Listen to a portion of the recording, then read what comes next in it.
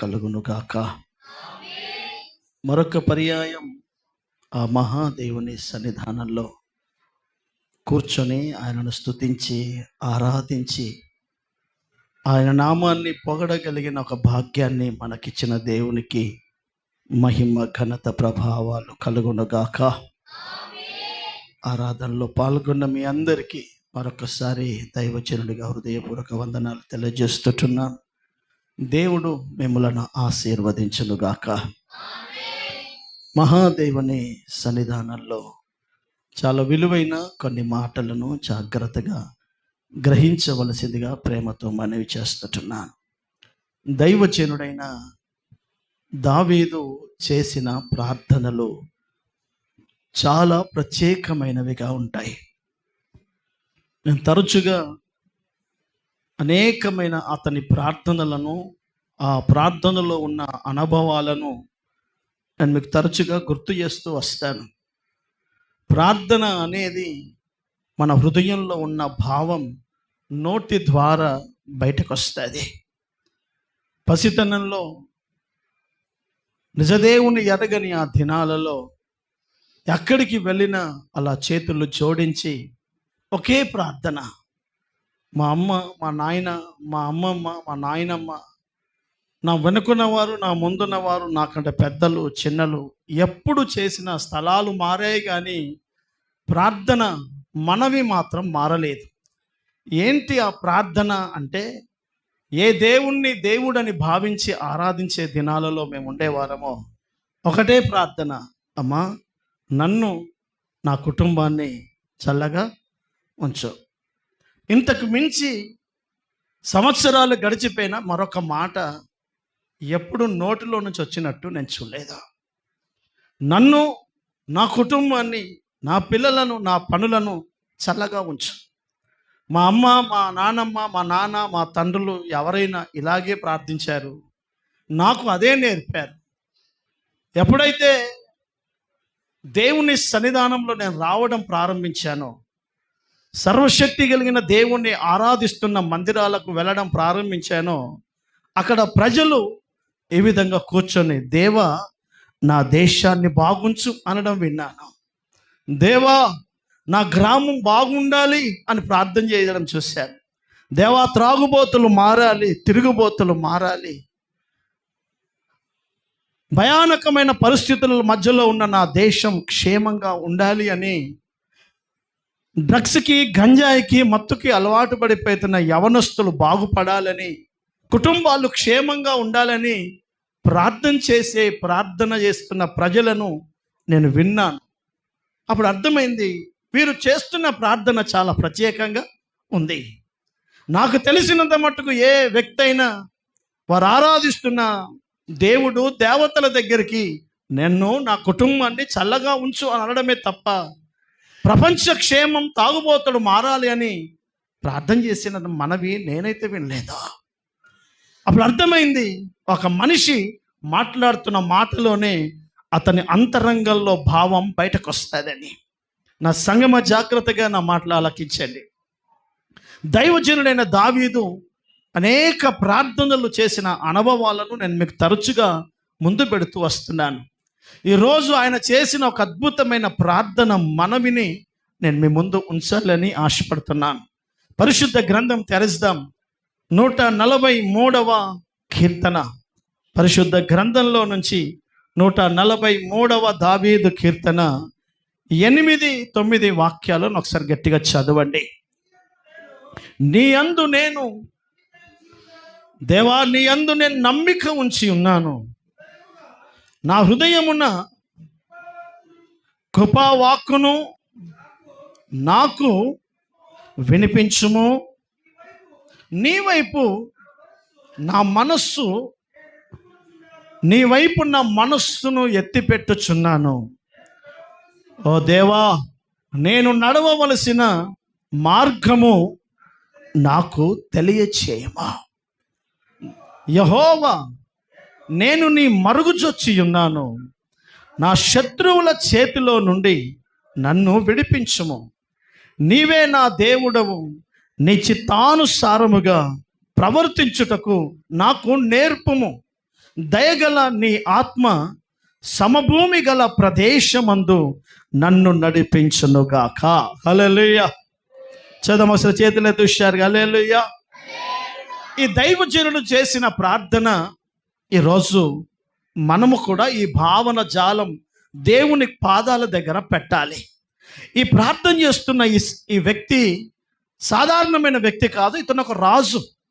ఇతనికి ఎలా నడవాలో, ఎలాంటి నిర్ణయాలు తీసుకోవాలో, తన కుటుంబం పట్ల, తన దేశం పట్ల తనకు అన్ని తెలుసు. ఎందుకు తెలుసు అని చెప్పగలమంటే అతడు పసిపిల్లోడేమీ కాదు. మనలాగా ఒక సాధారణమైన దేశంలో ఒక పౌరుడు మాత్రమే కాదు, దేశాన్ని నడిపిస్తున్న రాజు. రాజుకు చట్టాలు తెలుసు, రాజుకు శాసనాలు తెలుసు, రాజుకు ప్రజలకు ఏది మేలో ఏది కీడో, ఎలా ఉంటే నా దేశం రేపు భవిష్యత్తు ఉంటుందో రాజుకు బాగా ఎరిగిన వాడై ఉంటాడు. అంత గొప్ప అనుభవం కలిగిన ఈ దావీదు అంటున్నాడు, దేవా దయచేసి నా చెయ్యి పట్టుకొని నన్ను ముందుకు నడిపించు. హల్లెలూయా. ఈ ప్రార్థన చాలా అద్భుతమైన ప్రార్థన. కారణం ఏంటంటే గత కాలం మనం గుర్తుపెట్టుకోగలం, కానీ రేపు భవిష్యత్తు మన జీవితంలో ఏం జరుగుతుందో, మన పిల్లల భవిష్యత్తులో రేపు ఏం జరగబోతున్నాయో కాలాలు, సమయాలు ఒక మానవ మేధస్సుకు అందవు. కనుక దేవుని వాక్యం మనకు నేర్పిస్తుంది, ప్రభువా నీ సన్నిధానములో నీ చిత్తానుసారముగా మమ్ములను మీరు ముందుకు నడిపించండి. నడిపించే దేవుడవుగా మీరు మా ముందుండండి. బాగా వినండి, నడిపించేవాడు ముందు నడుస్తూ, నా వెనక ఒక తండ్రి తన కుమారుడు చేయి పట్టుకొని నడిపించినట్టుగా మనం ఆరాధిస్తున్న దేవుడు తన ప్రజలను నడిపించాలని ఆశపడే దేవుడు. హల్లెలూయా. ఎందుకో తెలుసా, ఒక దైవజనుడిగా నాకైనా, ఒక విశ్వాస బిడ్డలైన మీకైనా 80-90 ఏళ్ళ వయసుండి ఎన్నో అనుభవాలు నీకు ఎన్ని కలిగి ఉన్నా భవిష్యత్తు ఎలా ఉంటుందో మనకు తెలియదు. కాలాలు ఎలా ఉంటాయో మనకు తెలియదు. కనుక వర్తమాన భూత భవిష్యత్తు కాలములో ఉండే దేవుడు రేపు 2026 మాత్రమే కాదు, 2050 నీ పిల్లల పిల్లలు భవిష్యత్తు కాలాలను ఎరిగిన దేవుడు. కాలచక్రాన్ని చెప్పేది ఒక జ్యోతి శాస్త్రం. కాలచక్రాన్ని చెప్పేది 10 రూపాయలకు రేపు భవిష్యత్తు మనకు చెప్పగలిగితే అంతకంటే ఇంకా దౌర్భాగ్యం ఏముందండి. ఒక 10 రూపాయలు మనం అలా వేస్తే ఒక చిలుక వచ్చి నా భవిష్యత్తు రేపు చెప్పగలుగుతుందని అంటే నా జీవన విధానం తెలుసుకోవడం చాలా సులువు. అలాగున నేనెన్నో ప్రయత్నాలు చేశాను. దేవుని ఎరగని ముందు చేతులు చూయించుకొని, దేవుని ఎరగని ముందు ఎవడు కనపడితే వాడి దగ్గర 10 రూపాయలు వేసి, ఎవడు కనపడితే వాడి దగ్గర గవ్వలేసి, నా భవిష్యత్తు ఇలా ఉంటుంది, రేపు నా వివాహం ఇలా ఉంటుంది, నాకు పిల్లలు ఇంతమంది అవుతారని ఎన్నో నా కళ్ళ ముందు కలలు చెప్పిన ప్రపంచం అది కలలాగానే మిగిలింది. ఏవి నా జీవితంలో నిజంలో మారలేవు. హల్లెలూయా. కారణం, సర్వశక్తి కలిగిన దేవుణ్ణి ఆరాధిస్తున్న ఒక దేవుని మనిషి 10 రూపాయలకు మాటే సరిగ్గా మాట్లాడలేని ఒక పక్షి నా జీవన విధానాన్ని ఎప్పటికీ చెప్పలేదా. అందుకనే దేవుని వాక్యం మనకు నేర్పిస్తున్నది, మన జీవన విధానాన్ని నడిపించేది సర్వశక్తి కలిగిన దేవుడే ఉండాలి. అందుకనే వాక్యం ద్వారా దేవుని మనలను నడిపించాలి అని నిజంగా నువ్వు కోరుకోగలిగితే, ఒక తండ్రిగా, ఒక తల్లిగా, ఒక దైవజనుడిగా ప్రతిరోజు మనం ప్రార్థించాల్సిన అంశం ఏంటంటే, దేవా నన్ను, నా కుటుంబాన్ని నీవు ముందుండి నడిపించు. హల్లెలూయా.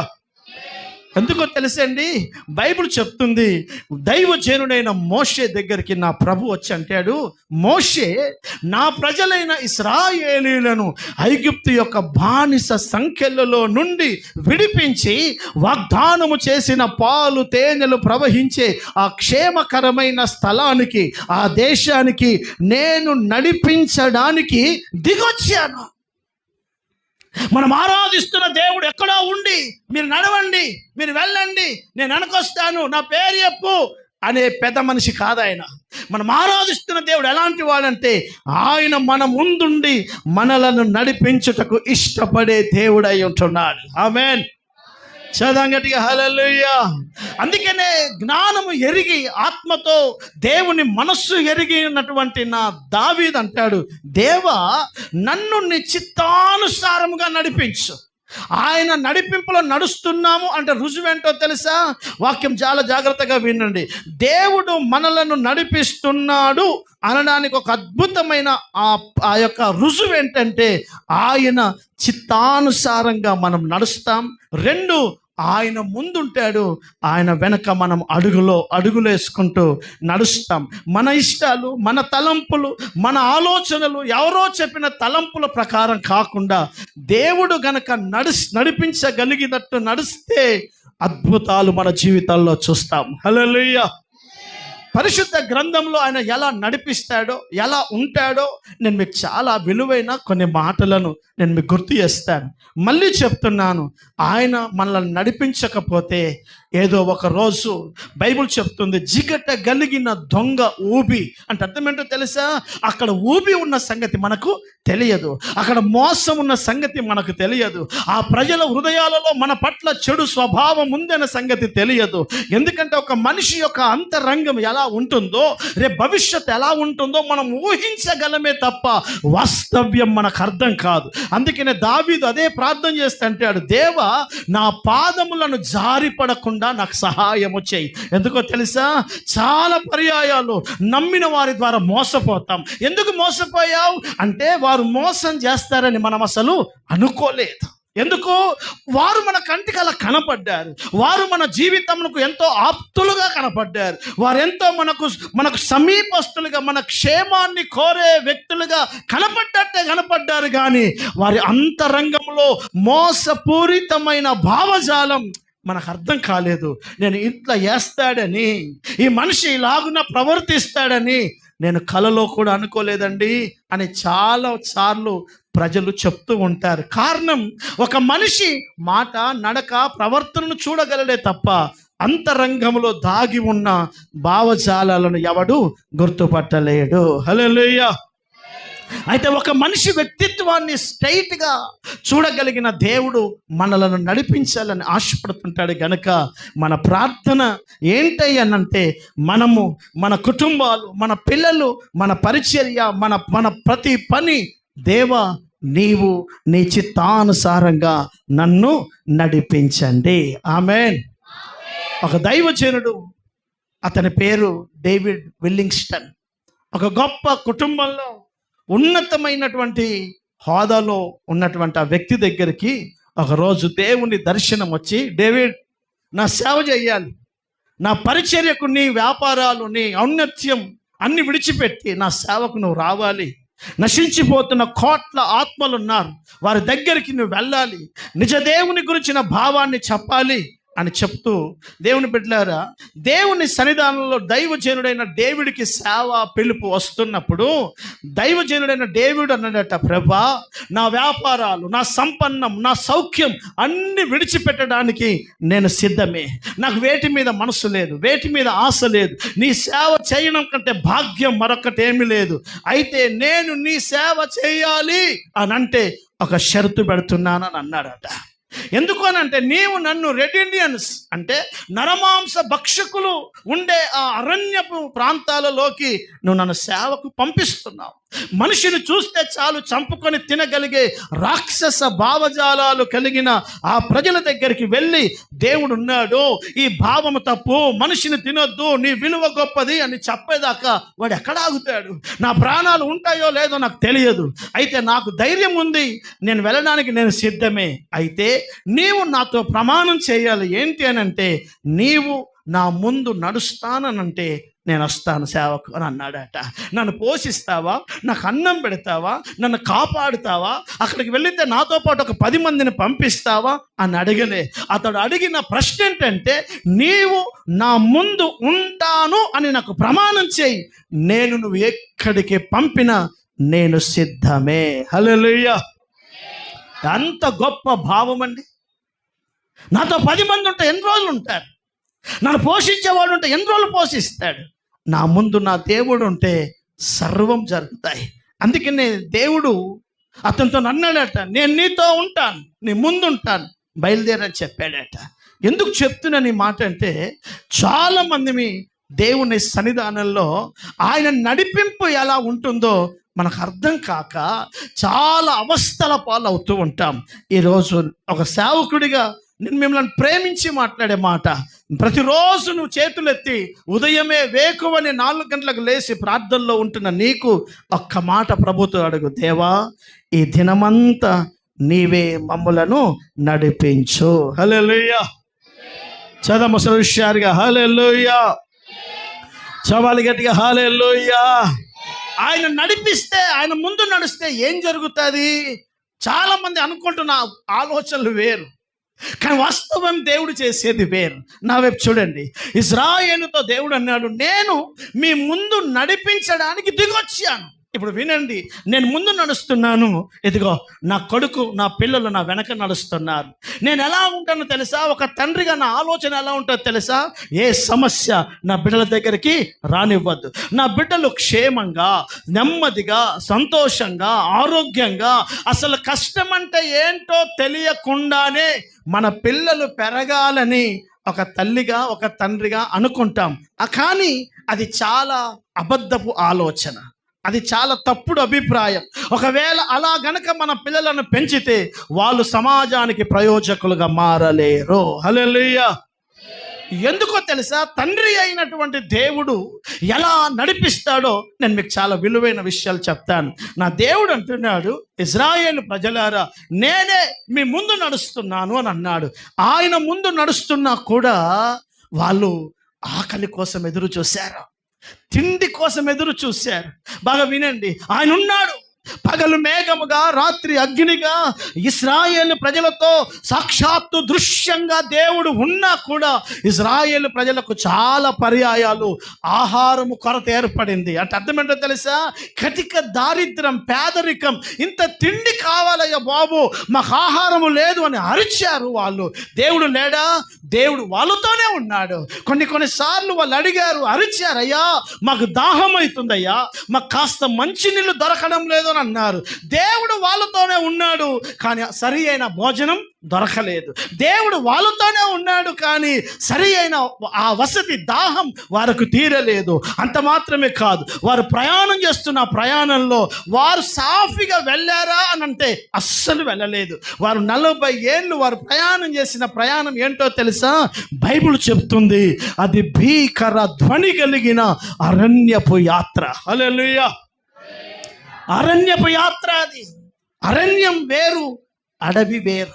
బాగా వినండి, అడవిలో నీడు ఉంటుంది, అడవిలో ఆకో పండో ఫలమో దొరుకుతుంది, కానీ అరణ్యంలో నీకు నీళ్లు దొరకవు. అరణ్యంలో నిలువ నీడ దొరకదు. కారణం, అది పూర్తిగా ఎడారి, ఇసుక తిప్పలతో నింపబడింది. అక్కడ నీకు కనీసం ఇంత పచ్చని వృక్షం ఎక్కడ కనబడదు, నీటి ఊటలు ఎక్కడ కనబడవు, ఆహారం సంపాదించే అవకాశాలు ఎటు చూసిన అరణ్యంలో ఇసుక తప్ప భోజనం సంపాదించుకునే ఆపర్చునిటీ కూడా నీకు అక్కడ దొరకదు. దేవుని బిడ్డలారా బాగా వినండి, అంటే శూన్యంలో నా ప్రభు తన బిడ్డలను నడిపించడానికి ముందు నడుస్తున్నాడు. హల్లెలూయా. హల్లెలూయా. అరణ్యంలో ఉండే ప్రమాదం ఏంటో తెలుసా? అసలు మనం ఎటు వెళ్తున్నామో మనకు గైడ్ లైన్స్ కూడా దొరకదు. కారణం ఏంటో తెలుసా? అంత ఇసుకే. మనం నడుస్తున్న త్రోవ వెనక్కి తిరిగి చూస్తే మనం వేసిన అడుగులు కూడా కొంతసేపటికి మాయమైపోతాయి. ఇసుక గాలి అడుగుల గుర్తులను కూడా మాసేస్తుంది. అంటే మనం ఇప్పటిదాకా ఎక్కడి నుంచి వచ్చాం, ఇట్లా వచ్చామా తెలియదు. మనం ఇప్పుడు స్టేట్ వెళ్ళాలా, ఇటు వెళ్ళాలా, ఏ గైడ్లైన్స్ దొరకదు. కారణం, అక్కడ సూచనలు ఏమీ దొరకవు. హల్లెలూయా. అలాంటి అరణ్యంలో నా ప్రభు తన బిడ్డలతో ఉండి నడిపిస్తున్నాడు. అయ్యా దేవుడు మాతో ఉంటే ఆకలి ఎందుకు? దేవుడు మాతో ఉంటే మాకు పేదరికం ఎందుకు? ఈ ప్రశ్న చాలా మందికి వస్తుంది. దేవుడు వాళ్ళతో ఉన్నా వాళ్ళు ఆకలి దప్పిక ఎదుర్కొన్నారు. దేవుడు వారికి ముందు నడుస్తున్నా కూడా ఇదిగో అమాలేకులు యుద్ధానికి వచ్చారు, మోయాబీలు యుద్ధానికి వచ్చారు, ఫిలిస్తీన్లు యుద్ధానికి వచ్చారు. అయ్యా, నేను వారితో ఏ సమస్య నాకు లేదు, నేను వారికి ఏ కీడు చేసేవాడిని కాదు, వారికి ఎలాంటి ప్రమాదం చేసే మనిషిని కాదు అని అన్నా వాళ్ళకు వాళ్ళుగానే ఇశ్రాయేలు ప్రజల మీదకి యుద్ధానికి దిగొచ్చినట్లుగా ఈ దేవుని విశ్వాస సంబంధమైన ఈ యాత్రలో నువ్వు ప్రపంచమంతా క్షేమంగా ఉండాలని కోరుకుంటున్నావు, నా ఊరంతా బాగుండాలని కోరుతున్నావు, నా దేశము క్షేమంగా ఉండాలని కోరుతున్నావు, నీ బంధువులందరూ నెమ్మది కలిగి ఉండాలని కోరుకుంటున్నావు, కానీ వారు బాగుండాలని కోరుకుంటున్నావు, కానీ వారు నిన్ను నష్టం చేయాలన్న శత్రువులుగా ఈ భూమి మీద నీకే సిద్ధపడతారు. ఈ యాత్రలో శత్రుత్వం ఉంది, ఈ యాత్రలో ఆకలి దప్పికలు ఉన్నాయి, ఈ యాత్రలో భయంకరమైన పోరాటాలు ఉన్నాయి, అన్నీ ఉన్నాయి. దేవుడు కూడా ఉన్నాడు అమ్మా, దేవుడు కూడా ఉన్నాడు. సమస్యలు కూడా చెప్పండి, సమస్యలు కూడా హల్లెలూయా చెప్పండి గుచ్చిగా హల్లెలూయా. నీతో దేవుడు ఉన్నాడు, నీకు సమస్య కూడా సమస్య ఉంది అంటేనే నీకు సరిగ్గా దేవుడు ఉన్నాడని అర్థం. హల్లెలూయా చదమ హుషారుగా హల్లెలూయా. మన దేవుడు సమస్యలను తీసేసి హ్యాపీగా వెళ్ళు అని అనడు. అద్భుతం చెప్తాను వినండి. మన దేవుడు మనతో ఉంటాడు. ఇశ్రాయేలుతో దేవుడు ఉన్నాడు. ఆకలి దప్పికలు ఎదుర్కొన్నారు, పోరాటాలు ఎదుర్కొన్నారు, యుద్ధాలు ఎదుర్కొన్నారు. యుద్ధం ఎవరు చేశారు? దేవుడు చేశాడా? కాదు. ప్రజలే కత్తి పట్టుకోవాలి, ప్రజలే పోరాడాలి, ప్రజలే ప్రయాసపడాలి, అన్ని ప్రజలే చేయాలి. మరి ఆయన ఏం చేస్తాడు అని అంటే, ఆయన చేసే ఒక అద్భుతమైన పని, ఆయన నిన్ను నన్ను ఓడిపోనివ్వడు. హల్లెలూయా చదవం గట్టిగా హల్లెలూయా.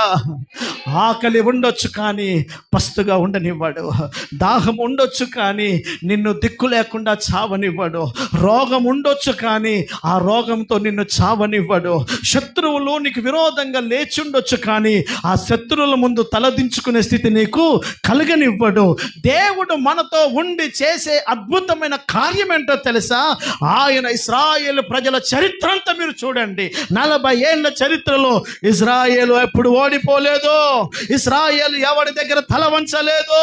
నా సంగమా ఆలోకించండి, యేసు క్రీస్తును దేవుడిగా అంగీకరించి సాగిపోతున్న ఈ యాత్రలో ఒక దైవజనుడిగా నా ముందు దేవుడు నడుస్తూ నన్ను నడిపించగలిగితే, ఒక దేవుని బిడ్డగా నీ ముందు నా దేవుడు నడుస్తూ నిన్ను నడిపించగలిగితే, నీకు పేదరికం ఉండొచ్చు, లోకం అంటే ఇంత భక్తి చేస్తున్నావు కదా, ఇంత విశ్వాసం చేస్తావు కదా, ఎందుకు మీకు అప్పులు ఉంటున్నాయి, ఎందుకు మీకు అనారోగ్యాలు ఉంటున్నాయి?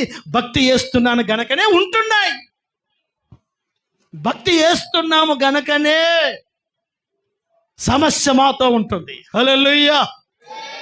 నువ్వు నా సమస్యనే చూసావు, కానీ ఏ రోజు ఏ సమస్య నా మీద డామినేషన్ చేయలేదు, ఏ రోజు ఏ సమస్య నన్ను, అర్థమవుతుందా, లోకస్తులు ఎవడో ఒక్కడు నాకు తెలిసి, అర్థమవుతుందా, అజ్ఞానంగా ఉన్నవాడు తప్ప ఏ ప్రపంచంలో ఏ క్రైస్తవుడు సూసైడ్ చేసుకోడు, ఆత్మహత్య చేసుకోడు. ఎందుకో తెలుసా?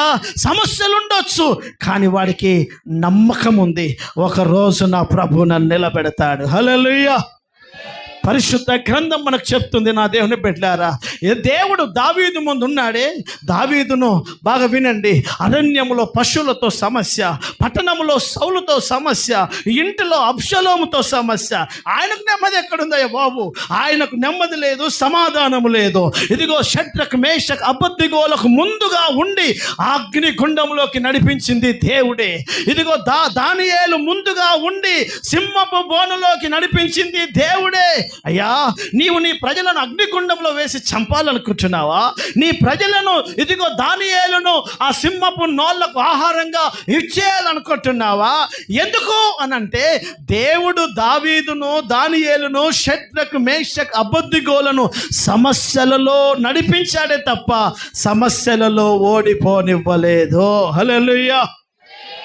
చదమ చేతులెత్తి గట్టిగా హల్లెలూయా. నా దేవుడు, మనం ఆరాధిస్తున్న దేవుడు ఎంత గొప్ప దేవుడో నీకు చెప్తాను. అందుకే దావీదు దేవుని మనసెరిగి అంటున్నాడు, దేవా నాకు సమస్య తీసేయి అని నేను ప్రార్థన చేయను. దేవా నన్ను సమస్యలు రాకుండా చేయి అని అడిగాను. బాగా వినండి, ఇదిగో తల్లులారా, మీ ఆలోచనకి ఒక తండ్రుల ఆలోచనకు చాలా తేడా ఉంటుంది. ఎందుకు చెప్పమంటారా? ఒక తల్లి ఎప్పుడు ఎలా కోరుకుంటుందంటే, అసలు సమస్య అన్నది నా పిల్లలకు తెలియదు. అసలు బాధ అంటే ఏంటో నా పిల్లలకు తెలియదు. అదే తండ్రి అంటాడు, కష్టపడాలిరా, కష్టపడాలి, కష్టపడి నిలబడాలి. తండ్రి యొక్క శిక్షణకి తల్లి యొక్క శిక్షణకు వ్యత్యాసం ఉంది. తండ్రి కష్టములలో నుండి ఎలా ముందుకెళ్లాలో చెప్తాడు, తల్లి అసలు కష్టమే పడొద్దు అని చెప్తాది. అందుకని చెప్తున్నాను దేవుని బిడ్డలారా, మనం ఆరాధిస్తున్న దేవుడు ఎలాంటోడో తెలుసా? నీ కష్టాలు రాకుండా నేను తీసేస్తానని అనడు. నీ కష్టంలో నీ ముందుండి నీకు విజయాలు ఇస్తాడు. ఆమేన్. చదవముషారుగా హల్లెలూయా, హల్లెలూయా. అందుకనే మొట్టమొదటిగా ఆయన మనలను నడిపిస్తున్నప్పుడు మనం ఎలాంటి భావాలతో నడవాలో మీకు ఒక 2-3 మాటలు నేను చెప్తాను. మొదటిగా విలాప వాక్యాల పుస్తకం 3వ అధ్యాయం, పరిశుద్ధ గ్రంథంలో నుంచి విలాప వాక్యాల పుస్తకం 3వ అధ్యాయం ప్రారంభం నుంచి చదువుదాం. విలాప వాక్యాల పుస్తకం 3వ అధ్యాయం ప్రారంభం నుంచి. నేను ఆయన అగ్రహ దండము చేత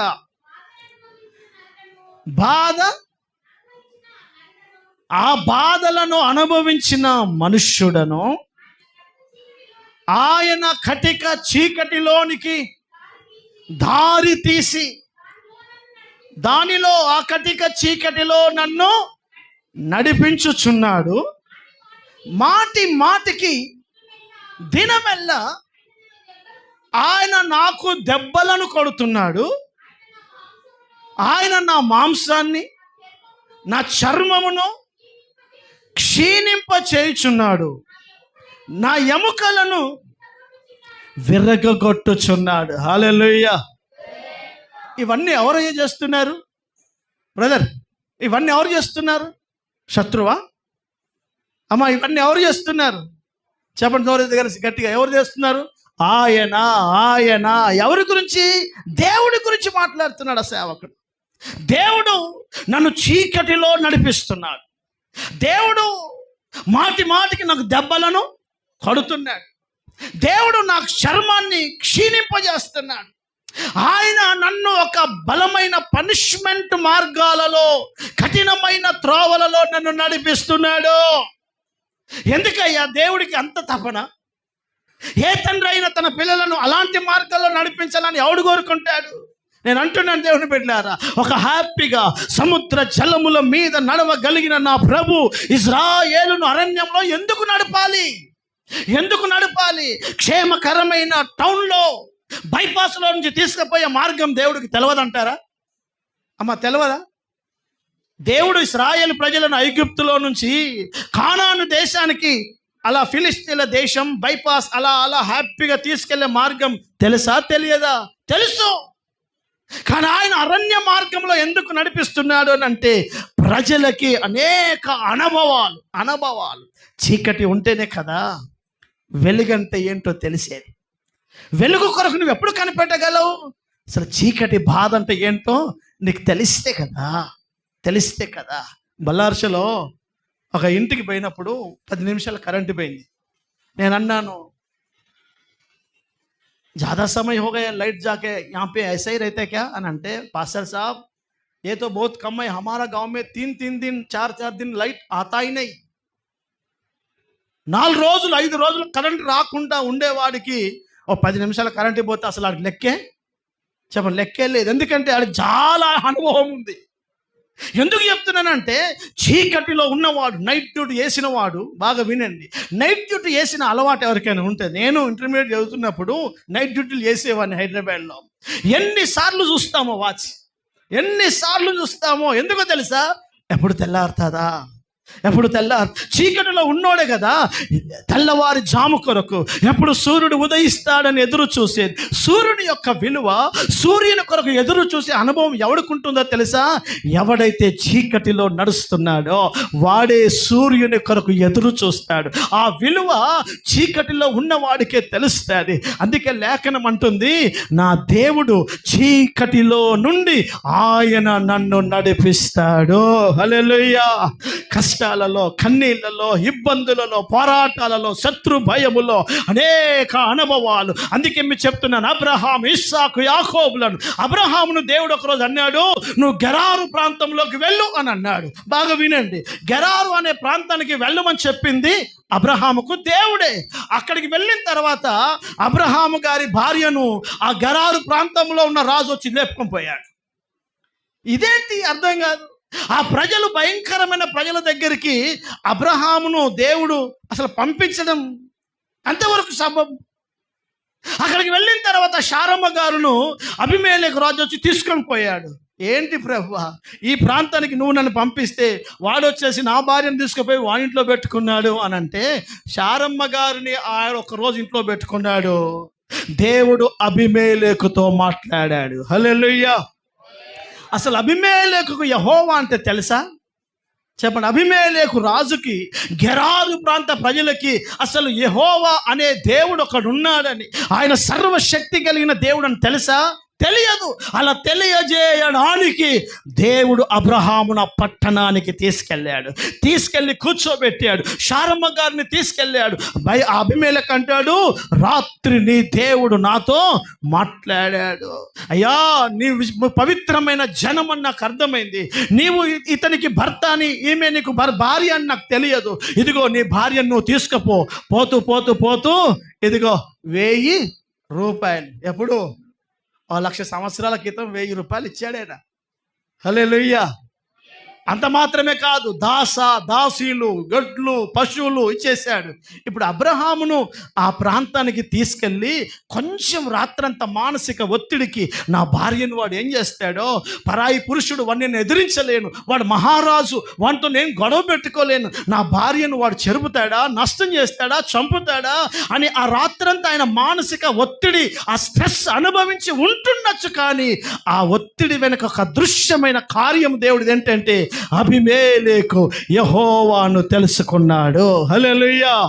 ఆ రాజు దేవుడు అంటే ఎవరో తెలుసుకున్నారు. అబీమెలెకు అంటాడు, బాబో, ఈ అబ్రహాము గురించి మీకు తెలియదు, ఇతన్ని దేశంలో ఎవడు ముట్టొద్దు, ఇతనికి ఎవరు ఏమనొద్దు అని ఒక గొప్ప ఆజ్ఞ రావడానికి ఒత్తిడిలో కొంతకాలం అలా నడవవలసి వస్తుంది.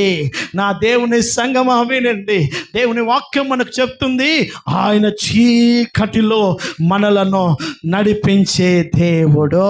ఆమేన్. అందుకనే ప్రతి కష్టం, ప్రతి ఒత్తిడి, ప్రతి స్ట్రెస్ వెనుక ఒక అద్భుతమైన విజయాలు దాగి ఉన్నాయి. సింహాల బోను అనేది కనుక లేకపోతే, బాగా వినండి, సింహాల బోనులో పడకంటే ముందు దానియేలు చరిత్ర వేరు, సింహపు బోను తర్వాత దానియేలు చరిత్ర వేరుగా మారింది. అప్పటి వరకు ఇదిగో అగ్నిగుండంలో పడవేయడానికంటే ముందు షద్రక్, మేషక్, అబేద్నెగోలు అనేవారు ఆ బబులోను రాజ్యంలో కామన్. అయితే ఆ తర్వాత అందరూ వారిని చూసి నమస్కారం పెట్టే స్థాయిలోకి వచ్చేశారు. కారణం అంటే తెలుసా? దేవుడు సింహాల నోళ్లకు ఇదిగో దానియేలును అప్పగించాలనో, ఇదిగో షద్రక్, మేషక్, అబేద్నెగోలను అగ్నిగుండంలో బూడిదగా కాల్చివేయాలనో తీసుకెళ్ళలేదు. ప్రతి సమస్య ఒక అద్భుతమైన దీవెనకు కారణము. హల్లెలూయా. చదమా హుషారుగా హల్లెలూయా. అపెండిక్స్ నొప్పులు కావు దేవుడు పుట్టించేది, పురుటి నొప్పులు. అపెండిక్స్ నొప్పికి చచ్చిపోయే ప్రమాదం ఉంది. పురుటి నొప్పుల్లో కొంచెం నొప్పి ఉంటుంది, కానీ బాబు కళ్ళ ముందు కనపడతాడు, పాప కళ్ళ ముందు కనపడుతుంది. బెడ్షీట్ అంతా రక్తంతో తడిసినా, ఎవరయ్యా నాకు ఆపరేషన్ చేసింది, ఎవరండి నాకు ట్రీట్మెంట్ చేసింది, అసలే బలహీనంగా ఉన్నాను, ఇంత రక్తం పోయింది అని ఏ తల్లి అనదు. వెంటనే కారిన రక్తం మరకలను కాదు, రక్తపు మడుగులో నుంచి బయటకు వచ్చిన ఆ స్వరూపాన్ని చూసి సంతోషించుతుంది తప్ప రక్తము గురించి ఆలోచన ఆవిడకుండదు. హల్లెలూయా. దేవుడు తన బిడ్డలకు ఏదైనా ఆ బలహీన పరిస్థితి పరిస్థితులు నడిపిస్తున్నాడు అని అంటే ఒక విజయం మన ముందు నా దేవుడు పెడతాడు. ఆమేన్. ఇప్పుడు ఈ మార్గాలలో మనం ఎలా నడవాలో తెలుసా? ఒకటి చదవండి, కీర్తనల పుస్తకం 18వ అధ్యాయం. త్వరగా చదవండి. కీర్తనల గ్రంథం 18వ అధ్యాయం 32వ వాక్యాన్ని చదువుదాం. కీర్తనల పుస్తకం స్వరమెత్తి గట్టిగా చదువు. 32వ వాక్యం. నాకు బలమును ధరింప చేయువాడవు నా దేవుడే. ఇదిగో దయచేసి వినండి. నన్ను యథార్థ మార్గమున నడిపించువాడు ఆయనే. నా వైపు చూడండి. ఈ పోరాటాల మధ్యలో, కుటుంబాల మధ్యలో, ఇదిగో అరణ్యంలో దేవుడు ముందున్నాడు, పైన మేఘం ఉంది, అద్భుతమైన దైవజనుడు ఉన్నాడు. బాగా వినండి తల్లి, మీ పాస్టర్ మంచోడైతే మీకెందుకు రోగం పోతలేదు? మీ పాస్టర్లో బలం ఉంటే ఆ రోగం ఎందుకు స్వస్థపడతలేదని అంటారు కొంతమంది. వినండి, మోషే బలవంతుడే కానీ ప్రజలకు యుద్ధాలు ఉన్నాయి. మోషే బలవంతుడే కానీ ప్రజలకు ఆకలి దప్పికలు ఉన్నాయి. మోషే బలవంతుడే కానీ ప్రజలు తాగడానికి నీళ్లు దిక్కు లేకుండా బ్రతుకుతున్నారు. సమస్య అయ్యగారిది కాదు, సమస్య దేవుడిది కాదు. మన జీవన విధానములో నా దేవుడు మనల్ని నడిపించే అనుభవాలు ఇవి. హల్లెలూయా. ఎందుకు పెట్టాడో రోగం, ఎందుకు పెట్టాడో సమస్య, ఎందుకు ఉంచాడో ఆర్థిక ఇబ్బంది, ఎందుకు ఉంచాడో మానసిక ఒత్తిడి, దాని వెనుక అదృశ్యమైన మహాదేవుని ఆలోచనను మనము గుర్తుపట్టగలిగే దైవ జ్ఞానములోకి మనం వచ్చి, ఇక దావీదు అంటున్నాడు, దేవా నన్ను నడిపించు అని పలికినట్టుగా ఆ కష్టాల మధ్యలో, ఇబ్బందుల మధ్యలో ఎలా నడవాలో తెలుసా? దేవా నీవు నన్ను యథార్థముగా నడిపించు. ఆమేన్. ఎలా నడవాలి? చెప్పండి గట్టిగా, ఎలా నడవాలి? పోరాటాలున్నా, ఇబ్బందులున్నా, నా బ్రతకంత ఇంత ఆగమంగడైతాను, ఏం లాభం, ఏం మందిరానికి పోవాలి, ఏం ప్రార్థన చేయాలి, ఏం కూడికలు అవసరమా అని విసుక్కోకుండా యథార్థంగా నిండు హృదయంతో దేవుడు నిన్ను నడిపిస్తున్నట్టుగా నడవడానికి ఇష్టపడా. నడువు, ఆగిపోకు. విసుక్కుంటూ నడవకు, విసుక్కుంటూ భక్తి చేయకు, ఉసూరుమంటూ భక్తి చేయకు. నాకు ఈ పోరాటం ఏందని అనుకో. దేవుని సన్నిధానంలో యథార్థంగా దేవుడు నిన్ను ఎలా నడిపిస్తున్నాడో అలా నడవడానికి నీ మనస్సాక్షిలో ఎక్కడ చేదు, నీ జీవన విధానంలో ఎక్కడ విసుకు. ఎందుకో తెలుసా? దయచేసి నా వైపు చూడండి. ఇజ్రాయేల్ ప్రజలకు అందరికీ ఆకలి అయినప్పుడు, ఆకలి అయినప్పుడు యెహోషువ కాలేబుకు కూడా ఆకలి అయిందా కాదా? అయిందా కాలేదా? యెహోషువ యాకోబుకి మోషేకి అందరికి ఒక తోవలో, మిగిలిన వారందరిని ఒక తోవలో దేవుడు నడిపించాడా? కాదు, ఒకే తోవ. ఎందుకో వీళ్ళు ఆకలి అయినప్పుడు అరిశారు, వాళ్ళు అరవలేదు. వాళ్ళు దాహమైనప్పుడు అరిశారు, వీళ్ళు అరవలేరు. అంతమని తెలుసా? అందుకే వాళ్ళ జీవన విధానంలో యథార్థత లేకుండా ఉండేసరికి ఆ మార్గాలలోనే వేల మంది చచ్చిపోయారు, చంపేశాడు దేవుడు. ఆ మార్గాలలో కరువా, కష్టమా, నింద, యుద్ధమా, పోరాటమా, ఎన్ని పరిస్థితులైనా యథార్థంగా నడిచిన యెహోషువ కాలేబులను వాగ్దాన భూమిలో దేవుడు చేర్చాడు. హల్లెలూయా. ఇది వాక్యం మనకు నేర్పే క్రమం.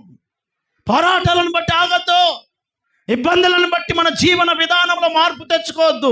ప్రభువుని నమ్మావు, ఆయన నిజ దేవుడు అని తెలుసుకున్నావు, ఆయన రక్తములో నీకు పాప క్షమాపణ ఉందని అర్థమైంది. ప్రభుతో అంతము వరకు యథార్థంగా నా సేవలో నేను, నీ విశ్వాస జీవితంలో నీవు నడుచుదుముగాక. హల్లెలూయా. యథార్థంగా నడుస్తూ మరొక అనుభవాన్ని అక్కడ రాస్తాం. అది కీర్తనల పుస్తకం 25వ అధ్యాయం 9వ వాక్యాన్ని ఒకసారి చదువుదాం. 25వ కీర్తన 9వ వాక్యాన్ని చదువుదాం. ఆయన న్యాయ విధులను బట్టి ఆయన దీనులను నడిపించును, తన మార్గమును దీనులకు నేర్పును. ఏంటి మార్గం? న్యాయమైన మార్గం. ఆమేన్. చదవమ్మ గట్టిగా ఆమేన్. ఇప్పుడు బాగా కరువు అయిపోయింది, ఇంట్లో తిననీకి దిక్కు లేదు, దొంగతనం చేస్తామే ఏంది? పక్కోడు అడకొచ్చుకుంటామే ఏంది? లేదు. కరువైనా, ఇబ్బంది అయినా, తిండికి దిక్కు లేకపోయినా న్యాయంగానే బ్రతకాలి. సేవలో తిండికి దిక్కు లేకపోతే మాయమాటలు చెప్పి మోసం చేయాలా ఏంటి? లేదు.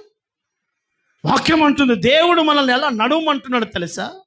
దావీదు చేయి ఇచ్చి దేవా నన్ను నడిపించు అని అన్నాడే. దేవుడు అంటున్నాడు చీకటిలో నేను నడిపిస్తున్నప్పుడు, పోరాటాల మధ్యలో నేను నడిపిస్తున్నప్పుడు నువ్వు యథార్థంగా నడువు, విసుక్కోకు, సనుక్కోకు, నాకెందుకు ఇలా అవుతుందని అనుకో, యథార్థంగా నడువు. అంత మాత్రమే కాదు, న్యాయంగా నడువు. హల్లెలూయా. న్యాయం తప్పకు, న్యాయం తప్పకు. సింహం ఆకలైతే గడ్డి తింటాదా? గుర్రం ఆకలైతే గడ్డి తింటాదా? ఈ కథలు లోకస్తులకు నడుస్తాయి, దేవుని బిడ్డలకు నడవదు. ఆకలైతే సింహపు చరిత్ర తెలుసా?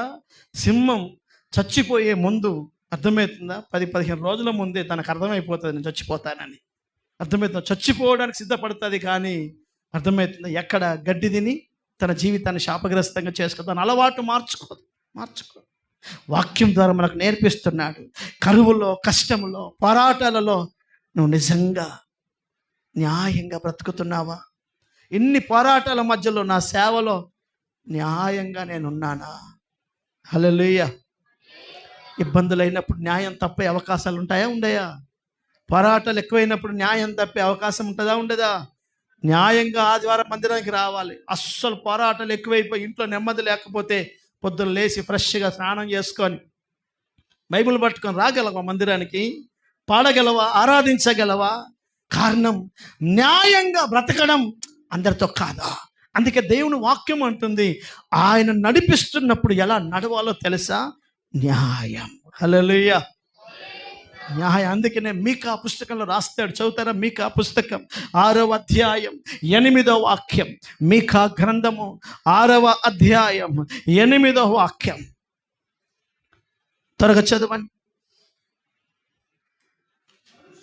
మనుష్యుడా, ఏది ఎలాంటి బ్రతుకు ఉత్తమమో అది నీకు తెలియచేయబడి ఉన్నది.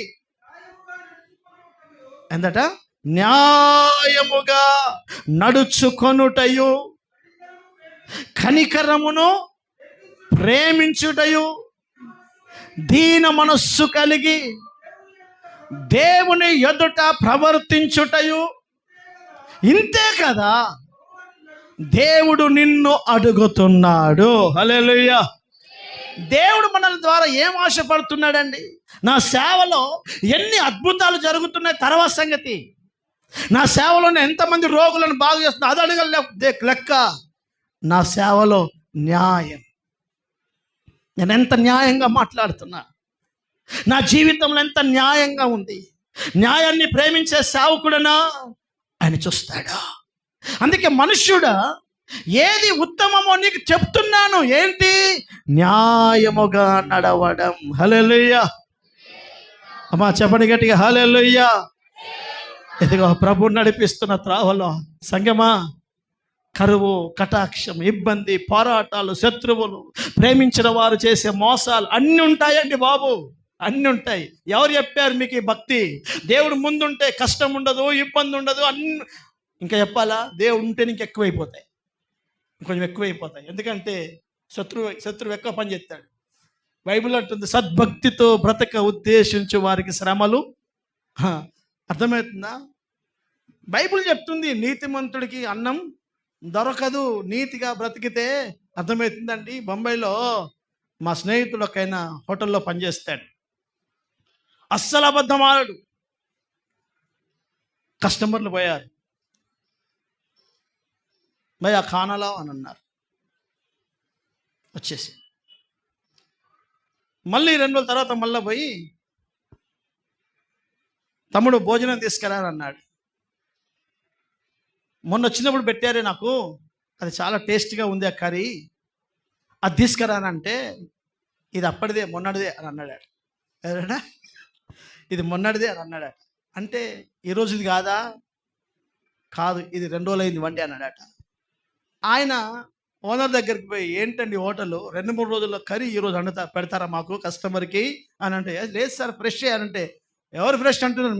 మీ వర్కరే చెప్తున్నాడు ఇది 2 రోజులని అని అంటే, రే బాబు నువ్వు చెప్పినావు అని అంటే, సార్ నేను అబద్ధము హల్లెలూయా.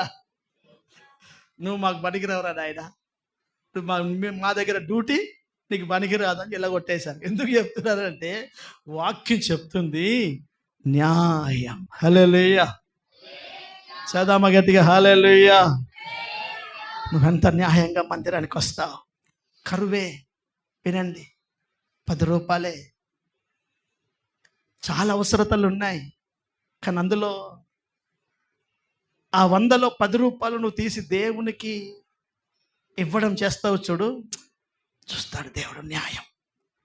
ఆమెకు ఎన్నో అవసరతలు ఉన్నాయి, కానీ అందులో కూడా నమ్మకంగా దేవునికి ఇచ్చే విషయంలో, వచ్చే విషయంలో మనం ప్రవర్తిస్తున్న ఈ ప్రవర్తనను చూస్తున్న దేవుడికి మన న్యాయమైన ప్రవర్తన కనబడాలి. హల్లెలూయా.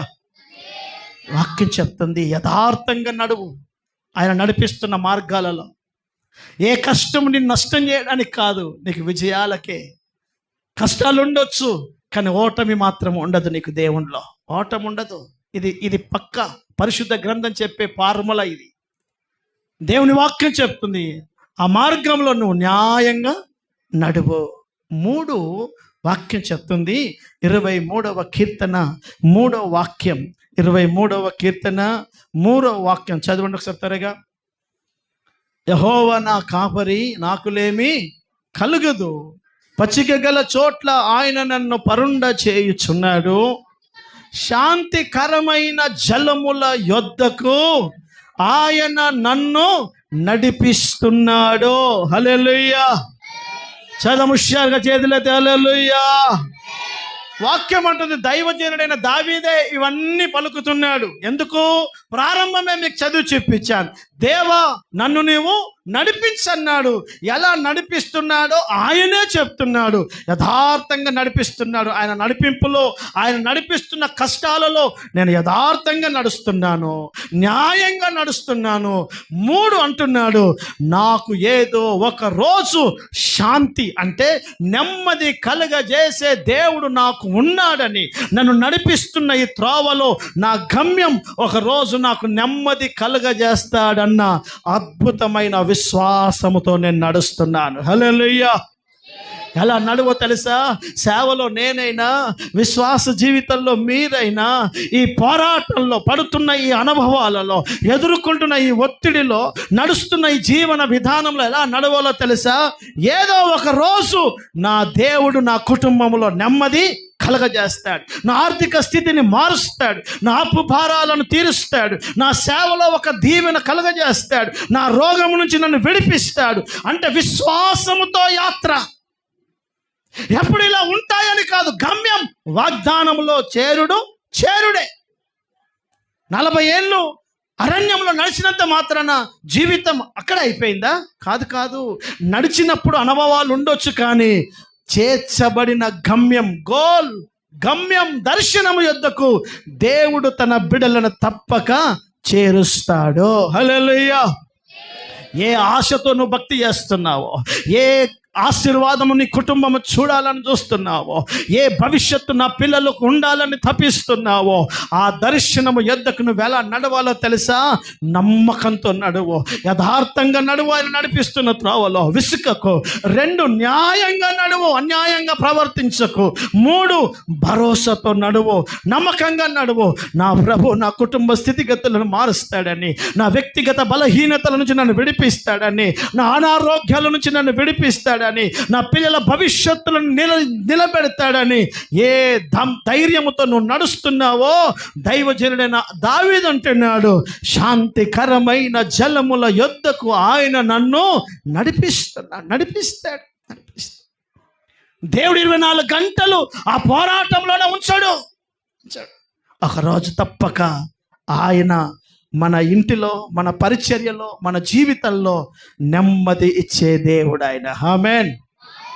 చబాముష్యారుగా ఆమేన్, ఆమేన్, హల్లెలూయా.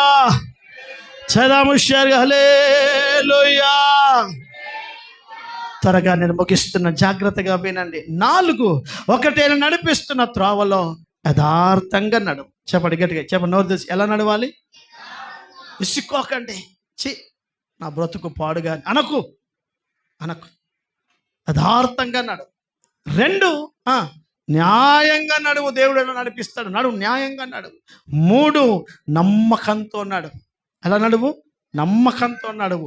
4 కీర్తనల పుస్తకం వాక్యం చెప్తుంది. దేవుని పెట్టారా, మీకు ఒక మంచి మాట నేను రెఫరెన్స్ ఇవ్వడానికి మీకు టైం లేదు కనుక, బైబిల్ అంటుంది, నేను నీకు ఆలోచన చెప్పి నేను నా చిత్తానుసారంగా నేను నిన్ను నడిపిస్తాను. ఎలా నడిపిస్తాడో తెలుసా? ఉపదేశం, ఆలోచన, సజెషన్. బాగా వినండి. దేవుడు మనం ఎందుకు ఆరాధనకు నడిపిస్తాడో తెలుసా? మీ ఇంట్లో మీరు, నా ఇంట్లో నేను ఆరాధన చేసుకోవచ్చు.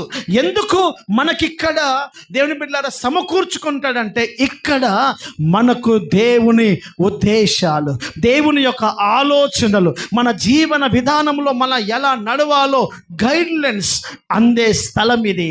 అందుకే బైబిల్ అంటుంది, నేను మీకు ఉపదేశము చెప్పి నేను మిమ్మల్ని నడిపిస్తాను. హల్లెలూయా. సజెషన్ కావాలి. బాగా వినండి. నీకెన్ని అనుభవాలు ఉన్నా, నీకెంత వయసు ఉన్నా, కొన్నిసార్లు మన మైండ్ పనిచేయదు. ఎవరో సలహా చెప్పాలి, ఏం చేయాలో నాకు తోయడం లేదు. ఈ భావం మీకు ఎప్పుడు నచ్చిందా? ఎప్పుడు కాదు, నాకు తెలిసి ఎప్పుడు వస్తూనే ఉంటుంది. 1-2 సార్లు ఎవరు చెప్పారు, ఎప్పుడు వస్తుంది. ఏంది? ఏం చేయాలో అర్థం కావడం లేదు. అక్క ఎంఏ బీఈడి చదివావు, ఏం చేయాలో అర్థం కావలేదంటే, ఎంఏ బీఈడిలో సిలబస్ చెప్పారు కానీ సమస్యలు ఎట్లా ఎదిరించాలో చెప్పలేదు కదా. సమస్య ఎంబీబీఎస్లో ట్రీట్మెంట్ ఎలా చేయాలో చెప్పారు కానీ నాకు నేను ఎట్లా ట్రీట్మెంట్ చేసుకోవాలో చెప్పాలి. సమస్యలకు పరిష్కారం చాలా పర్యాయాలు. సేవలో కూడా కొన్నిసార్లు ఏం చేయాలో అర్థం కాక ప్రార్థనలో ఒకటే ప్రశ్న, ప్రభువా నాకేం అర్థం కావడం లేదు, నేనేం చేయాలో నాకేమీ తోయడం లేదు, ఏం చేయాలో నువ్వే నడిపించు, నాకు అర్థం ఎందుకంటే మనుష్య జ్ఞానానికి పరిస్థితులన్నీ అర్థం కావు. ఎంత సైన్స్ డెవలప్ అయినా ప్రమాదాలు జరగడం లేదా? సునామీలు రావడం లేదా? భూకంపాలు రావడం లేదా? 4 రోజులలో భూకంపం వస్తుంది అని చెప్పి ఊరును ఖాళీ చేసిన చరిత్ర ఎక్కడైనా ఉందా? ఎంత డెవలప్. భూకంపం వచ్చింది, చచ్చేవాడు చచ్చిన తర్వాత రిక్టర్ స్కేల్పై 7.1 నమోదైంది చెప్పడమే తప్ప రాకంటే ముందు ఆ ఊరు మొత్తం ఖాళీ చేయించగలిగిన జ్ఞానం ఒక మనుషునికి అందడం లేదు. కారణం దైవ జ్ఞానం వేరు, మనుష్యుని జ్ఞానం వేరు. అందుకే వాక్యం చెప్తుంది, సంగమా నువ్వెంత చదువుకున్నా, నీకెంత నాలెడ్జ్ ఉన్నా, ఎన్ని అనుభవాలు 60-70 ఏండ్లు పిల్లలను పెంచి పెద్ద చేసి వివాహాలు చేసే వయస్సు నీకు కలిగి ఎన్నో అనుభవాలు నువ్వు చూసినా, వాక్యం అంటుంది దేవుని సలహా మనకు కావాలి. హల్లెలూయా. అయ్యా నేనేం చేయాలి నాకు చెప్పు అని అడగాలి. ప్రభా ఏ పరిస్థితుల్లో నేను ఎలా ముందుకెళ్ళాలో నాకు చెప్పు, ఏ డిసిషన్ తీసుకోవాలి నా పిల్లల విషయంలో, నా కుటుంబం విషయంలో, నా బిడ్డల వివాహాల విషయంలో, ఈ ఆర్థిక సంక్షోభం విషయంలో నాకు సలహా దయచేయి, ఆలోచన దయచేయి అని దేవుని పాదాల దగ్గర అడగాలి. నువ్వు ప్రతి ఆదివారం ఆరాధనలో కూర్చుంటున్నప్పుడు నువ్వు శ్రద్ధగా గనక వాక్యం వింటే, నేను సవాలుగా చెప్తున్నాను, నీకు నా దేవుడు సలహా తప్పక అందించేస్తాడు. నీ సమస్య ఏంటో నాకు తెలియదు, నువ్వు ప్రతి ఆదివారం వాక్యం సరిగ్గా విను, అందులోనే నీకు పరిష్కారం అందుతుంది. హల్లెలూయా. దైవజనుడి నోటిలో నుంచి దేవుడు మాట్లాడుతున్నప్పుడు నువ్వే సమస్యతో ఉన్నావో ఆ సమస్యకు ఒక అద్భుతమైన సొల్యూషన్, ఒక పరిష్కారం దేవుడే మనతో మాట్లాడుతాడు. అందుకనే వాక్యం వింటున్నప్పుడు, దేవుని మందిరానికి వస్తున్నప్పుడు శ్రద్ధగా ప్రతి మాటను మనం ఆలకించగలిగితే, ఆ మాటలలో నా వంతుగా నాకు, నీ వంతుగా నీకు, మన ముందున్న పరిస్థితులలో అద్భుతమైన సలహా మన దేవుడు అందిస్తాడు. ఆమేన్. చదవ ముషర్గా ఆమేన్. చివరిగా ఒక మాట చెప్పి ముగిస్తున్నాను, వినండి. ఈరోజు నేను ముందు మీకు చెప్పే మాట ఒకటే, ప్రతిరోజు ప్రార్థించాను, పసితనంగా ప్రార్థించినట్టు నన్ను కాపాడు, నన్ను చల్లగా ఉంచు. కాదు దేవా, భయంకరమైన పరిస్థితుల్లో మనం పట్టణంలో ఉన్నామన్న పేరే కానీ మన ప్రతి అడుగు అరణ్యపు అడిగే.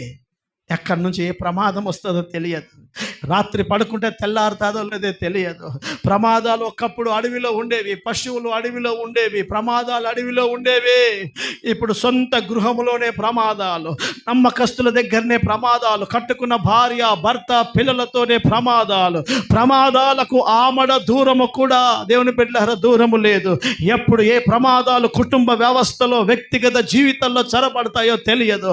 ఎవరిని నమ్మామో వాళ్ళే మోసం చేసే దినాలు కనుక ఈ అరణ్యపు యాత్రలో ప్రతిరోజు అడగాల్సింది, దేవా సమయోచితమైన ఆలోచనతో నన్ను మీరు నడిపించు, ఎక్కడ నన్ను పడిపోనివ్వకు, ఎక్కడ ఏ మోసములో నన్ను చిక్కిపోనివ్వకు, ఏ మోసములో నన్ను ఏ ఉచ్చులో నన్ను పడనివ్వకు. భయంకరమైన మోసాలు ఉంటాయి. నేను ఒకరోజు మోసపోయాను. చాలా రోజులు ఇప్పుడు మనం స్థలం కోసం ప్రార్థన చేస్తున్నాం, కెమెరా కోసం ప్రార్థిస్తున్నాం. ఒక రోజు నాకు ఒక ఫోన్ వచ్చింది, రవి పాస్టర్ అండి అని అన్నాడు. అవునండి అన్నాను. కాగజ్ నగరా? అవునండి. సరిసిలక్ కాలనా? అవునండి. మీది నెగటివ్ నిర్మల? అవునండి. అవ్వ ఇంత చరిత్ర చెప్తుండేది నా గురించి అనుకున్నాను. ఏం లేదు పాస్టర్ గారు, నేను పలానా ప్రాంతంలో ఉంటాను, నేను మీకు ల్యాప్టాప్ పంపించాలని నాకు దేవుడు నన్ను ప్రేరేపిస్తున్నాడు, ల్యాప్టాప్ ఆల్రెడీ నేను పంపించేశాను అని చెప్పాడు. నేను అనుకున్నాను, బాగా రోజులే ప్రార్థన చేస్తున్నాను, దేవుడు ఎవరినో ల్యాప్టాప్ పంపించాడు అనుకున్నాను. ఇంకా ఆయన ఏమన్నాడు తెలుసా, నేను మీ మందిరానికి వచ్చాను పాస్టర్ గారు, రోడ్డుకు ఉంటుంది కదా, నన్ను గుర్తుపట్టడం లేదా అని అంటున్నాడు. తెలియదు బ్రదర్ అంటే, నేను వచ్చాను అని అంటున్నాడు. ఇంత గట్టిగా చెప్తున్నాడు అనుకో, నేను నమ్మాను. హల్లెలూయా. నంబర్ చెప్పాడు, మోడల్ పేరు చెప్పాడు, 1,08,000 ల్యాప్టాప్ అన్నాడు. అర్థమవుతుందండి. అక్కడ డిటిటిసి కొరియర్ దగ్గర ఉన్నాను అని అన్నాడు. ఆ కొరియర్తో మాట్లాడిపించాడు. పాస్టర్ గారు పేమెంట్ అయితే క్లియర్ అయిపోయింది, కానీ మీ దగ్గర దాకా మాకు ట్రాన్స్పోర్టింగ్ ఫెసిలిటీస్ లేదు, మేము పంపాలంటే 16,000 పంపాలి, ఈ బ్రదర్ లేవంటున్నాడు, మీరు సెండ్ చేయండి అన్నాడు. ఆ 1,08,000 పెట్టినప్పుడు నాకు 16,000 పాపం నాకు పెద్ద సమస్య, నేను 16,000 కొట్టినాను. వినండి. హల్లెలూయా. చదగట్టిగా హల్లెలూయా. 16,000 కొట్టిన తర్వాత ఫోన్ స్విచ్ ఆఫ్ వచ్చేసి, ఫోన్ చేస్తే లేపడం లేదు, స్విచ్ ఆఫ్. మీరు సంప్రదించవలసిన నంబరు ప్రస్తుతం అందుబాటులో లేదు. అక్కడికి చెప్తే మొత్తుకుంటుంది. నేను నా ప్రార్థన గదిలో, ప్రభా విశ్వాసులు 10 ఇస్తే కానుకేది, నేను తప్పు చేశాను, నన్ను క్షమించు, నా పైసలు నాకు ఇప్పించు ప్రభా, ప్రార్థన చేస్తున్నాను, ఏడుస్తున్నాను. మీరు నమ్మండి, 2 నెలల తర్వాత ఒకరోజు ఆసిఫాబాద్ పోతున్నాను, బండి ఫోన్ వచ్చింది నాకు, పాస్టర్ గారు అని చెప్పి, నేను మీ మోసం చేశాను, నా బ్యాంకు ఫ్రీజ్ అయిపోయింది అకౌంటు, నేను కేసు వేసాను, కేసు ఫైల్ చేశాను, నా బ్యాంక్ అకౌంట్ క్లోజ్ అయిపోయింది, 70,000 ఉన్నాయి అందులో, దయచేసి నేను బండి కొనుక్కోవాలి సార్, కొంచెం ఆ కేసు క్లియర్ చేసుకుంటే నాకు 70,000 వస్తాయి, రాగానే నేను మీ 16,000 పంపిస్తానన్నాడు. నేను అన్నాను, ఒకసారి మోసం పోయినా, నేను నీకు నాకు 18,000 పంపిస్తే నేను కేసు క్లియర్ చేసుకుంటానన్నా. లేదు 16,000, 2,000 ఫైన్ అన్న, 2,000 ఫైన్. ఎందుకంటే నేను పాస్టర్ని, నాకు విశ్వాసులు ఇచ్చిన సొమ్ము నీకు ఇచ్చాను, నేను నీకు వడ్డీ అని చెప్పిన. మీరు నమ్మండి, ఆడు 18,000 పంపాడు నాకు. 18,000 పంపి నేను పోలీస్ స్టేషన్ పోతే, ఆ పోలీసు వాడు అన్నాడు, కాగజ్ నగర్ చరిత్రలో రిటర్న్ పైసలు మీకే వచ్చినాయి, ఎవరికి రాలే ఇప్పటి వరకు అన్నాడు. 2 లక్షలు 4 లక్షలు అలా చీటింగ్ అయిపోతాయి, మీ 16,000 వచ్చినాయంటే సార్ మీకు దేవుని దయ ఉంది సార్ మీ మీద అన్నాడు. హల్లెలూయా. ఎందుకు చెప్తున్నానంటే, మోసం అంటేనే అర్థం కాకుండా జరిగేది, అర్థమైతే మోసం ఎందుకు పోతామండి, మనుషులతో పరిస్థితులతో. కనుక ప్రభువా ఎక్కడ నన్ను మోసము పోనివ్వకు. ఆమేన్. చదవం గట్టిగా హల్లెలూయా. సజెస్ట్ చేయ ఆలోచన సేవకుల ద్వారా, పరిశుద్ధ గ్రంథం ద్వారా ఆలోచన చేస్తాడు. చివరిగా ఒక్క మాట, యథార్థంగా నడువు, న్యాయంగా నడువు. 3 ఆయన ఆలోచన నమ్మకంతో నడువు, ఆయన చేస్తాడని. 4 ఆయన ఇచ్చే సలహాలు విని, ఉపదేశం విని, దైవజనుడు దేవుడిచ్చే సలహాలు విని నడువు. సజెషన్స్, అవి సజెషన్స్. సలహా చాలా ప్రాముఖ్యం. బాగా వినండి. ఈ తరానికి నష్టం ఏంటో తెలుసా? ఆలోచన చెప్పేవాళ్ళు లేక మొదటి ప్రాబ్లం అయితే, అసలు ఈ జనరేషన్లో ఉన్న పెద్ద ప్రాబ్లం ఏంటంటే ఈ ప్రజలు ఎవరి ఆలోచన వినరు. నాకు అంత తెలుసు అని అంటారు. అక్కడే పెద్ద ప్రమాదం. మనం ఎప్పుడు సలహా వినడం నేర్చుకోవాలి. హల్లెలూయా. చేద్దామా గట్టిగా హల్లెలూయా. అర్థమవుతుందా? మనం చరిత్రలో చూస్తాం, టైటానిక్ షిప్ అని చెప్పాడట. ఆ ముందు అరచేయి మందం మంచు గడ్డ ఉంది, కొంచెం నెమ్మదిగా నడుపు అని కెప్టెన్కి చెప్తే ఆయన అన్నాడట, ఈ పడవ అరచేయి మంద ఏం కర్మ, ఒక 6 మూరల ఆ మంచు గడ్డను కూడా దొబ్బేసుకొని పోతుంది అని అంటే, అని సలహా వినకుండా ఆ టైటానిక్ షిప్ నడిపిస్తే అది అరచేయి మందం కాదు, అది సముద్రము గర్భంలో నుంచి వచ్చి సముద్రం పైకంటే అరచేయి మందం పైకి వచ్చిన పర్వతం. అది కిందున్నది చూడలేడు, పైదే చూశాడు. పైన అరచేయి మందం ఉన్న మంచు గడ్డనే చూశాడు, కానీ అది కింద నుండి పర్వతంగా పైకి వచ్చిన సంగతి ఆయనకు అర్థం కాలేదు. పెద్ద ప్రమాదం, వేల మంది చనిపోయారు. సలహా. హల్లెలూయా. ఒక దైవజనుడా, నీ తల్లి, నీ తండ్రి, పెద్దల, దేవుడు వాక్యమా నీకు సలహా ఇస్తున్నప్పుడు విను. ఫస్ట్ విను. విని నీ జీవన విధానాన్ని ముందుకు నడిపించు. చివరిగా ఒక మాట, కీర్తనల పుస్తకం 78వ వాక్యం, అధ్యాయం 52వ వాక్యం, 78, 78వ కీర్తన 52వ వాక్యం. అయితే గొర్రెల వలె ఆయన తన ప్రజలను తోలుకొని పోయెను, ఒకడు మందను నడిపినట్లు అరణ్యములో వానిని నడిపించెను. ఆమేన్. చబల స్వరమే దుష్యారు. హల్లెలూయా. నా వైపు చూడండి, దయచేసి అర్థం చేసుకోండి. వాక్యం ఉంటుంది, ఆయన సింగిల్ టేకింగ్ లేదు. బాగా వినండి. నిన్ను ఒంటరిగా నడిపించే దేవుడు కాదు. బైబిల్ అంటుంది ఆయన మందవలే తన ప్రజలను నడిపిస్తాడు. మంద అంటే అర్థం ఏంటో తెలుసు? ఒక గుంపు. కొన్ని ముందుంటాయి, కొన్ని వెనుకుంటాయి, కొన్ని మధ్యలో ఉంటాయి. ఒక గుంపు సమూహాన్ని మంద అంటారు. ఇదిగో నా వైపు చూడండి. ఒక గొర్రెను పట్టుకొని నేను మందను మేపుతున్నా అని అంటాడు ఎవడైనా? మందలోకి కొట్టేయనికి పోతున్నా అని చెప్పాలి అంతే. ఎందుకంటే నీ దగ్గర ఉన్నది ఒకటే, మంద కాదు అది. ఇప్పుడు దేవుడు అంటున్నాడు, నువ్వెంత జ్ఞానివైనా, నేనెంత సేవకున్నైనా ఒంటరిగా నడపడు, నిన్ను ఒక మందలో చేరుస్తాడు. ఆమేన్. చవాలి గట్టిగా ఆమేన్. నిన్ను సంఘంలో పెడతాడు.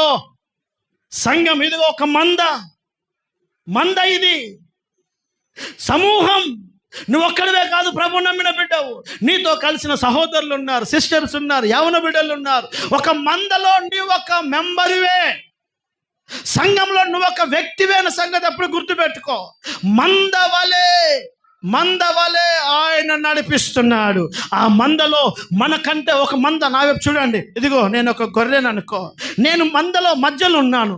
నా ముందు 100 గొర్రెలు ఉన్నాయి, నా వెనక కూడా 100 గొర్రెలు ఉన్నాయి, నా పక్కలో కూడా 100 గొర్రెలు ఉంటాయి. అప్పుడే నేను మందలో ఉన్నట్టు లెక్క. మంద అంటే దేవుని ప్రజల గుంపు.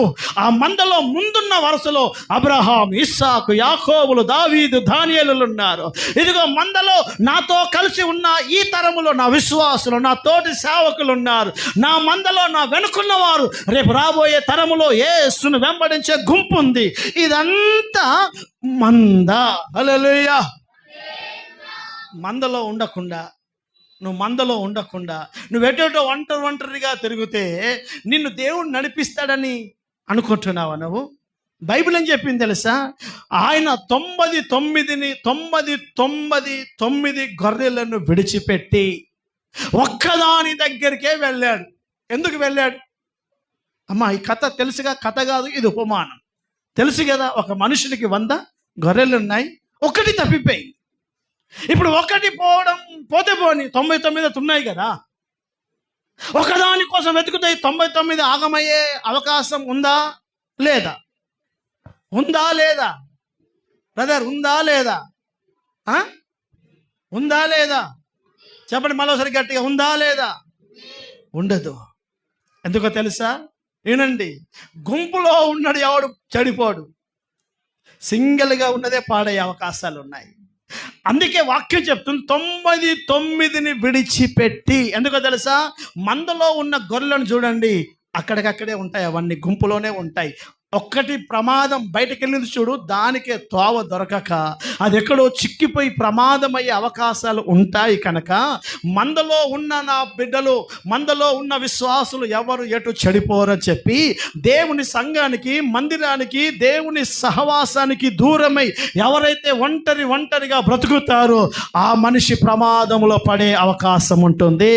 హల్లెలూయా, చెప్పాలి గట్టిగా హల్లెలూయా. మందలో ఉన్నావు, నువ్వు మందలో ఉన్నావు, దేవుని సంఘంలో ఉన్నావు. అందుకే వాక్యం అంటుంది, దేవుని మంద వలె ఆయన నడిపిస్తున్నాడు. కనుక నీవు నీ సంఘముతో కలిసి నడవడం నేర్చుకోవాలి. నీ సంఘముతో కలిసి నడవడం నేర్చుకోవాలి. నీకు ఒక దేవుడు సంఘం ఇచ్చాడు, నీకు ఒక మంద ఇచ్చాడు. గొర్రెలను కృష్ణాపూర్ మన మందిరం దిక్కు గొర్రెలను వస్తారు. గొర్రెల కాపరికి తప్ప అసలు మనకు అర్థం కాదు. ఎందుకో తెలుసా? అన్ని మందలు కుప్పలు రోడ్ల మీద పోతాయి.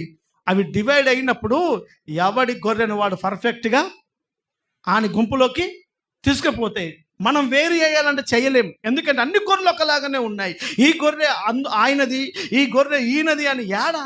ఇప్పుడంటే పశువులకు చెవులకు స్టిక్కర్లు పెడుతున్నారు, ఆ ప్లాస్టిక్ ఏదో పెడుతున్నారు. కనీసం దాని మీద చూసి గుర్తుపట్టవచ్చు, కానీ ఇంకేం గుర్తుపడతాం? కానీ గొర్రెల కాపరి గుర్తుపడతాడు. అమ్మ వినండి, బ్రదర్ వినండి, ఇది నీ మంద, నువ్వు ఈ మందలోనే ఉండాలి. నీకిచ్చిన మందలోనే నువ్వు ఉండాలి. వేరొక మంద నీది కాదు, అది మందే, అది నీది. చెప్పండి, అది నీది. హల్లెలూయా.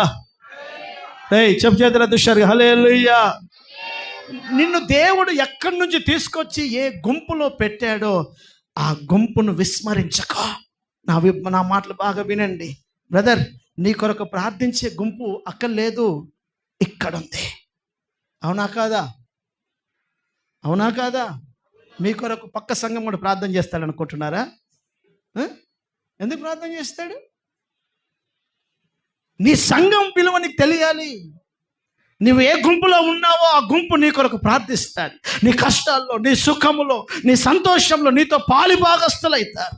అందుకే వాక్యం అంటుంది, మందలో చేర్చి ఆయన నడిపిస్తాడు. హల్లెలూయా. అందుకే దేవా నన్ను నీవు నడిపించు. ఎలా తెలుసా? ఈ మార్గాల్లో ఎన్ని పోరాటాలున్నా ఓటమి కలగజేయని దేవుడవు నీవు నా ముందున్నావు కనుక నా కష్టము, నా ఇబ్బంది, నా ఆర్థికం, నా అనారోగ్యం, నా ఒత్తిడి, నా శత్రు సమస్యలను బట్టి నేను వెనకడుగు వేయకుండా నా ముందు నడుస్తున్న నిన్ను చూస్తూ నా యాత్రలో యథార్థంగా నడుచుటకు సహాయము చేయి, న్యాయంగా నడుచుటకు సహాయము చేయి, నమ్మకంగా నడుచుటకు సహాయము చేయి, ఉపదేశము విని నీ ఆలోచన ప్రకారం నడుచుటకు సహాయము చేయి. నీవు నాకు ఇచ్చిన సంఘం అనే ఈ మందతో కలిసి నడుచుటకు నాకు సహాయము చేయండి. ఆమేన్. ఇది కదా దైవ నడిపింపు, ఇది కదా దేవుడు నడిపించే విధానం. ఇలా నడవకుండా ఒకవేళ నువ్వు నడుస్తూ ఉంటే నీకు ప్రమాదాలు తప్పవు. అందుకే దేవుని వాక్యం అంటుంది, దేవుడు దావీదు ప్రార్థన విన్నట్టుగా ఇలాగ ప్రార్థన చేయాలి. దేవా నన్ను నీవు ఏ విధముగా నడిపి మహిమలో నా వాగ్దానములో నీవు నన్ను చేర్చుదువుగాక. చదము ఆమేన్. దయచేసి లేచి నిలబడదాం, అందరం లేచి నిలబడదాం, కళ్ళు మూసుకుందాం.